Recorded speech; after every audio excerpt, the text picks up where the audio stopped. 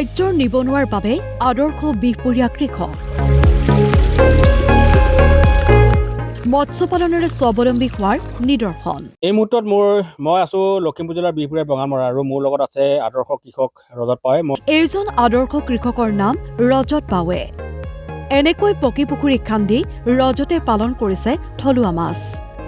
সৰু সৰু পকী পুখুৰীত মেটেকা দি পানীৰ তলত বহুৱাইছে পাইপ আৰু অতি কম খৰচতে ৰজতে উৎপাদন কৰিছে শিঙি, মাগুৰ, কাৱৈ মাছ।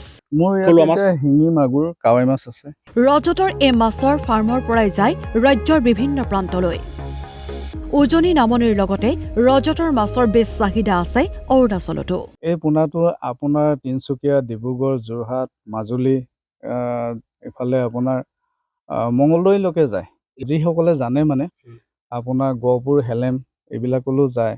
এইফালে একেবাৰে নামচাইলৈকে যায়, বৰডুমচা এইবিলাক যায়। অন্য কৃষকৰ দৰে পাইকাৰী অথবা মধ্যভোগীক বিক্ৰী নকৰে ৰজতে। ইয়াৰ পৰিৱৰ্তে উৎপাদিত মাছ নিজেই লৈ যায় বজাৰলৈ। মাছৰ পৰা ধৰক আপোনাৰ 1-1.5 লাখ টকা আমি ঘটো, কাৰণ এই টেংকিকেইটা সৰু।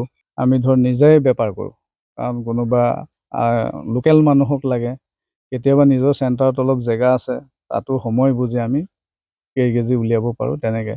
কৰ্মৰ নাই সৰু বৰ, কৰ্মত নাই লাজ। ৰাজ্যৰ কৃষকলৈ ৰজতৰ এই আহ্বান।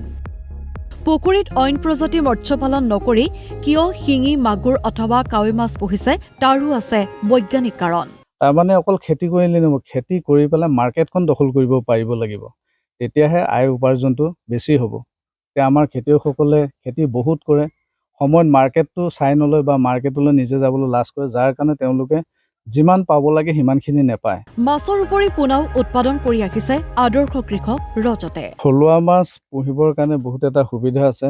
ইয়াক আমি বায়ুচাচী মাছ বুলি ক'ব পাৰোঁ আৰু খুব ঘনত্বৰ ভিতৰত ই থাকিব পাৰে।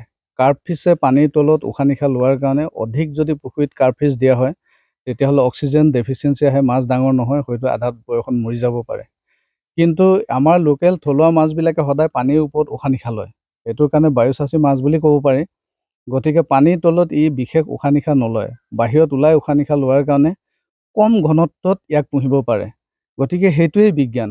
কেৱল মাছেই নহয়, ৰজতৰ বাগিচাত আছে বৃহৎ বগৰী খেতিও। হয়, বঙালমৰাত মানে বগৰী এতিয়ালৈকে এইটো আমাৰ বঙালমৰাত তেনেকৈ ফাৰ্ম নাই, মোৰ এইখনেই আছে। আৰু প্ৰথম আমাৰ কেবিকেৰ পৰা লখিমপুৰ কেবিকে 20টা বুলি দিছিলে মোক। নেমু, মধুৰি, জামু খেতি কৰিও বছৰেকত মোটা অংকৰ ধন উপাৰ্জন কৰে ৰজতে। বিহপুৰীয়াৰ পৰা সঞ্জীৱ দত্ত, DY365।